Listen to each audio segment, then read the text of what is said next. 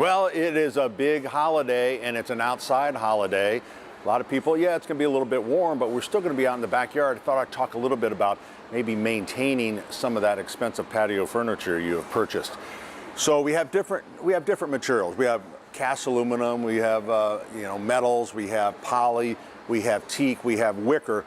This obviously is the teak. And people see the teak when it's beautiful, brand new in the store, and then it gets like this, and they can be a little bit disappointed. Now, if you're on the East Coast, you know, people romance the silvery hues of teak furniture. But us Hoosiers, it turns gray, and we don't like it. So you can actually buy, if you have teak, and this works on acacia as well, this is the brightener. There's a cleaner, brightener, and an oil.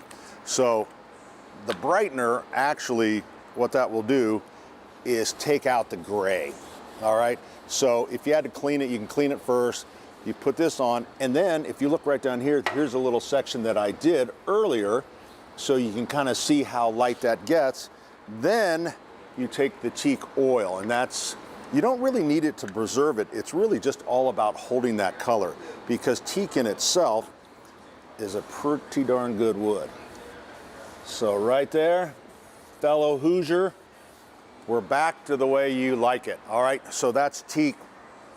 Cast aluminum, or even steel or whatever, it tends, this isn't bad, but it tends to oxidize and get a real dull look. And believe it or not, if you have some WD-40 in the garage, this will do wonders for bringing this thing back. And you can kind of see, this is a piece that I did earlier, and you can see that it just cleans it up so nice, and you'll be amazed at how much dirt comes off of that. So like I say, some of these tables get really bad, but I think you'll be surprised with just a little WD-40 and kind of clean that up. There's cleaner for poly furniture, extreme.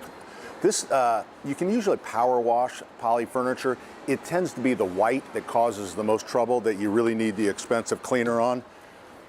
Mistake people use on their cushions. Cushions, just because it says it's sunbrella fabric or another, that's for the sun. Sunbrella, it's not for waterproofing. So if you leave them out long enough, it causes it'll ruin them. So this is a waterproofer. And if you spray this, the waterproofers have come so far, and this will bead up and literally just roll right off. It's really good stuff. And so if you're one that can't bring your